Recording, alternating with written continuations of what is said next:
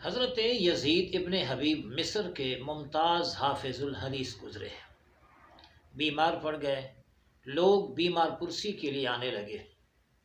بیمار پرسی کرنے والوں میں مصر کے گورنر حوصلہ بن سہیل بھی آ گئے۔ دوران عیادت ایک بات چھڑی اور ان سے پوچھا گیا کہ حضور آپ یہ بتائیں، کپڑوں پہ مچھر کا خون لگ جائے تو کیا نماز ہو جاتی ہے؟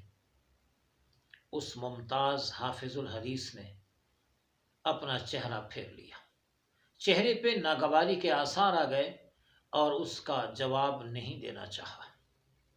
حاکم وقت حوصلہ بن سہیل بھی سمجھ گیا، وہ محفل سے اٹھ کے جانے لگا۔ اس ممتاز حافظ الحدیث حضرت یزید بن ابی حبیب نے فرمایا، لوگوں کا روز خون کرتے ہو، لوگوں کو روز خون میں نہلاتے ہو، لوگوں پر ظلم و تشدد روا رکھتے ہو اور مچھر کے خون سے اپنے آپ کو بچاتے ہو۔